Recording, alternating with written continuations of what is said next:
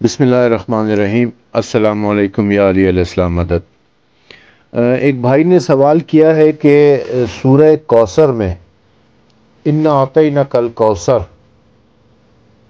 سے اس میں جو انا اعطیناک الکوثر ہے کہ اے میرے حبیب ہم نے آپ کو کوثر عطا کی ہے، اس کوثر سے کیا مراد ہے؟ تو اس حوالے سے میری گزارش یہ ہے کہ پہلے ایک دفعہ سورہ کو پڑھیں اور اس کو سمجھنے کی کوشش کرتے ہیں۔ بسم اللہ الرحمن الرحیم۔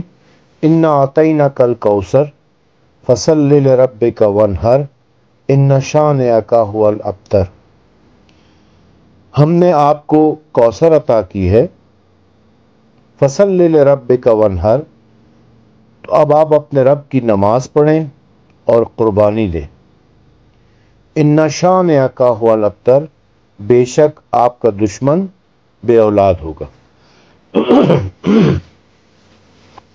عموماً جو ہمارے مفسرین ہیں، اہل سنت کے تو 100% مفسرین اور بعض اہل تشیع کے مفسرین نے بھی انا اعطیناک الکوثر میں کوثر سے مراد حوض کوثر لیا ہے یا نہر کوثر لیا ہے، اور وہ کہتے ہیں کہ حوض کوثر ایک نہر ہے جو جنت میں ہے، جس کا پانی بہت ٹھنڈا اور میٹھا ہے، اور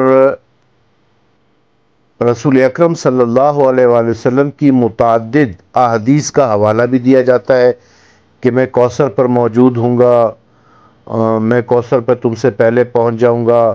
امام علی علیہ السلام کے حوالے سے بھی کہا جاتا ہے کہ وہ ساقی کوثر ہے، وہ اس نہر کا ٹھنڈا اور میٹھا پانی جو ہے وہ لوگوں کو پلائیں گے۔ لیکن کیا اس آیت میں کوثر سے مراد وہ نہر ہے؟ ذرا غور کریں کہ اللہ تعالیٰ نے فرمایا انا اعطیناک الکوثر، ہم نے آپ کو کوثر عطا کی ہے، فصلی لربک وانحر، اب آپ اپنے رب کی نماز پڑھیں اور قربانی دیں۔ ان شانئک ھو الابتر، بے شک آپ کا دشمن بے اولاد ہوگا۔ کوثر کے عطا کرنے کا، یعنی حوض کوثر کے، نہر کوثر کے عطا کرنے کا دشمن کے بے اولاد ہونے سے کیا تعلق ہے؟ ہم نے آپ کو حوض کوثر عطا کی ہے، ہم نے آپ کو نہر کوثر عطا کی ہے، بے شک آپ کا دشمن بے اولاد ہوگا۔ کیا آپ کو ان دونوں آیات کے درمیان کوئی ربط محسوس ہو رہا ہے؟ ان دونوں باتوں میں کوئی ربط محسوس ہو رہا ہے؟ یہ اللہ تعالیٰ کا کلام ہے، اللہ تعالیٰ کا کلام بے ربط کیسے ہو سکتا ہے؟ اس مختصر سی قرآن مجید کی سب سے مختصر سورہ ہے، 3 آیتوں پر مشتمل۔ ایک آیت دوسری آیت کی تفسیر کر رہی ہے۔ ہم نے آپ کو کوثر عطا کی ہے، چونکہ ہم نے آپ کو کوثر عطا کی ہے لہٰذا آپ اپنے رب کی نماز پڑھیں گے اور قربانی دیں گے، بے شک آپ کا دشمن بے اولاد ہوگا۔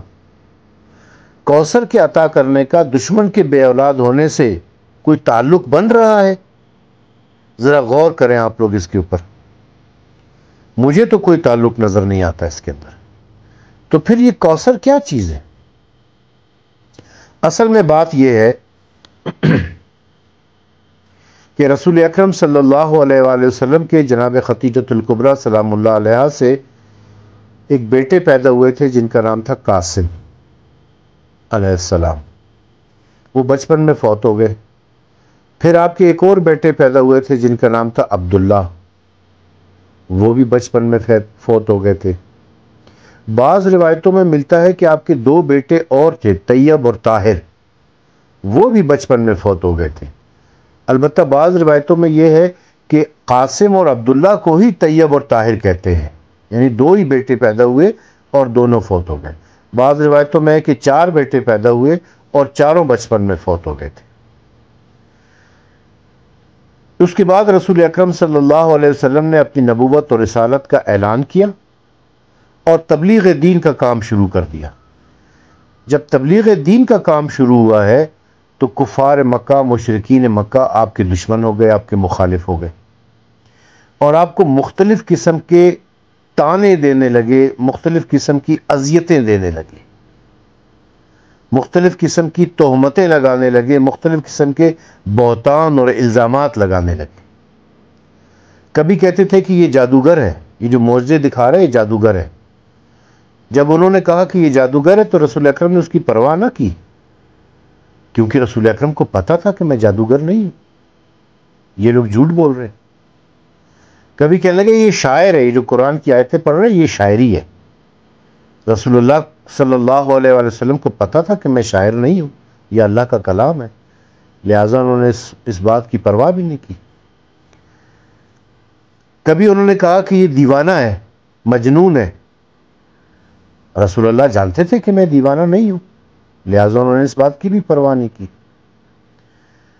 مختلف تانے دیتے رہے، مختلف باتیں کرتے رہے، مختلف پروپیگنڈے آپ کے خلاف کرتے رہے، مختلف اذیتیں دیتے رہے۔ انہی تانوں میں آس بن وائل نام کا ایک کافر تھا مکے کا، جو اپنے قبیلے کا سردار بھی تھا۔ اس نے رسول اکرم صلی اللہ علیہ وآلہ وسلم کو تانا دیا کہ انت ابتر، تم بے اولاد ہو، تم بے نسل ہو، تمہاری کوئی اولاد نہیں ہے، جب تم مر جاؤ گے تمہارا دین بھی ختم ہو جائے گا، تمہارے دین کو بچانے والا، سنبھالنے والا کوئی نہیں ہوگا۔ رسول اکرم صلی اللہ علیہ وآلہ وسلم کو یہ تانا بہت برا لگا، آپ کے دل پر چوٹ لگی، آپ کو اس سے اذیت ہوئی، آپ کو اس سے تکلیف ہوئی، کیونکہ واقعاً اس وقت تک آپ کی کوئی اولاد نہیں تھی۔ آپ نے اللہ تعالیٰ سے دعا کی، اللہ تعالیٰ نے سورہ ضحیٰ نازل فرمائی، جس میں اللہ تعالیٰ نے فرمایا کہ میرے حبیب، ہم آپ کو عطا کریں گے کہ آپ ہم سے راضی ہو جاؤ گے۔ بہت خوبصورت آیت ہے یہ۔ رسول اکرم صلی اللہ علیہ وسلم کی فضیلت میں 1666 آیات نازل ہوئی ہیں قرآن مجید میں۔ میں نے اپنی کتاب عظمت رحمت للعالمین در نظر رب العالمین میں وہ ساری آیات مینشن کی ہیں۔ 1666 آیات ہیں جو جناب رسالت مآب صلی اللہ علیہ وآلہ وسلم کی فضیلت میں نازل ہوئی ہیں۔ ان میں جو آیت مجھے سب سے زیادہ پسند ہے وہ یہی آیت ہے کہ جس میں اللہ تعالیٰ فرماتا ہے کہ میرے حبیب، ہم آپ کو عطا کریں گے کہ آپ ہم سے راضی ہو جائیں گے۔ پوری دنیا اس کوشش میں لگی ہوئی ہے کہ اللہ ہم سے راضی ہو جائے، اور اللہ یہ چاہتا ہے کہ میرا حبیب مجھ سے راضی ہو جائے۔ اور پھر اللہ تعالیٰ نے عطا کیا۔ جبرائیل علیہ السلام جنت سے ایک پھل لے کر آئے اور وہ لا کے رسول اکرم صلی اللہ علیہ وآلہ وسلم کو دیا، اور فرمایا کہ اللہ تعالیٰ فرماتا ہے کہ یہ پھل اپنی زوجہ محترمہ جناب خدیجۃ الکبریٰ سلام اللہ علیہا کو کھلا دیں۔ جناب خدیجۃ الکبریٰ نے جب وہ پھل نوش فرمایا تو آپ حاملہ ہو گئیں۔ جناب سیدہ فاطمہ زہرا سلام اللہ علیہا آپ کے بطن میں آئیں، اور جب جناب سیدہ فاطمہ زہرا سلام اللہ علیہا کی ولادت ہوئی تب اللہ تعالیٰ نے سورہ کوثر نازل فرمائی۔ اِنَّا أَعْطَيْنَاكَ الْكَوْثَرَ، ہم نے آپ کو کوثر عطا کی ہے، ہم نے آپ کو کوثر یعنی سیدہ فاطمہ زہرا سلام اللہ علیہا عطا کی ہیں، پس آپ اپنے رب کی نماز پڑھیں۔ رسول اکرم صلی اللہ علیہ وآلہ وسلم نے فرمایا کہ یا اللہ، نماز تو میں پڑھتا ہوں، 5 نمازیں فرض ہیں، میں 5 نمازیں پڑھتا ہوں۔ کہا میرے حبیب، 5 نمازیں آپ پر پہلے سے فرض تھیں، اب ایک اور نماز تہجد کی نماز، وہ آپ نے شکرانے کے طور پر پڑھنی ہے، یہ ابھی آپ پر فرض ہے، یہ باقی مسلمانوں پر فرض نہیں ہے، صرف آپ کے اوپر فرض ہے، کیونکہ ہم نے آپ کو کوثر عطا کی ہے۔ اور قربانی دو، ونہر، قربانی دو۔ دیکھیں ونہر، نہر کرنا، نہر کرنا اور ذبح کرنا، یہ دو اصطلاحیں استعمال ہوتی ہیں۔ ہم کسی جانور کو ذبح کرتے ہیں، بکری ہے، دمبا ہے، مرغی ہے، گائے ہے، بیل ہے، ان کو ذبح کیا جاتا ہے۔ لیکن اونٹ کو ذبح نہیں کیا جاتا، اونٹ کو نہر کیا جاتا ہے، کیونکہ اس کے سائٹ پر جو ہے وہ چھری ماری جاتی ہے، یا پیچھے سے اس کی چھری مار کے اس کی کیروٹیڈ آرٹری کو، رگ کو، شارک کو کاٹا جاتا ہے۔ تو اللہ تعالیٰ نے فرمایا وانحر، اور قربانی دے۔ رسول اکرم صلی اللہ علیہ وسلم نے فرمایا کہ یا اللہ کس چیز کی قربانی دوں؟ بکرا ذبح کروں، دمبا ذبح کروں، بیل ذبح کروں، اونٹ ذبح کروں؟ تو اللہ تعالیٰ نے فرمایا کہ میرے حبیب، ہم نے آپ کو اولاد عطا کی ہے، ہم نے آپ کو سید فاطمہ زہرا عطا کی ہے، اس سید فاطمہ زہرا سے کثرت اولاد ہوگی، اتنی اولاد ہوگی کہ دنیا کے کونے کونے میں پھیل جائے گی، لہٰذا ہمیں قربانی بھی آپ کی اولاد کی چاہیے۔ میرے دین کی حفاظت کے لیے، اسلام کی حفاظت کے لیے، قرآن کی حفاظت کے لیے آپ کی اولاد کی قربانی چاہیے۔ اور تاریخ گواہ ہے کہ سیدہ فاطمہ زہرا سے لے کر امام حسن عسکری علیہ السلام تک رسول اللہ کی پوری اولاد نے قربانی دی ہے، اور ایسی قربانی دی ہے اسلام کی حفاظت کے لیے کہ تاریخ میں اس کی مثال نہیں ملتی۔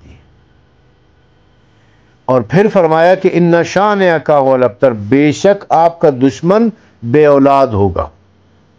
وہ عاص بن وائل جو آپ کو تانے دیتا تھا وہ بے اولاد ہوگا، ابو جہل بے اولاد ہوگا، ابو لہب بے اولاد ہوگا، ابو سفیان بے اولاد ہوگا، اور فلانا ابو بھی بے اولاد ہوگا۔ وہ جتنے ابو تھے ان کی نسلیں ختم ہو گئیں، کوئی ان کا نام لینے والا نہیں۔ کوئی آج نہیں کہہ سکتا کہ میں ابو سفیان کی اولاد ہوں، میں ابو لہب کی اولاد ہوں، یا میں ابو جہل کی اولاد ہوں، یا میں کسی اور ابو کی اولاد ہوں۔ مگر رسول اکرم صلی اللہ علیہ وآلہ وسلم کی اولاد جو ایک بیٹی سیدہ فاطمہ زہرا سے تھی، آج دنیا کے کونے کونے میں موجود ہے۔ تو انا اعطیناک الکوثر کا مطلب ہے کہ ہم نے آپ کو سیدہ فاطمہ زہرا عطا کی ہے۔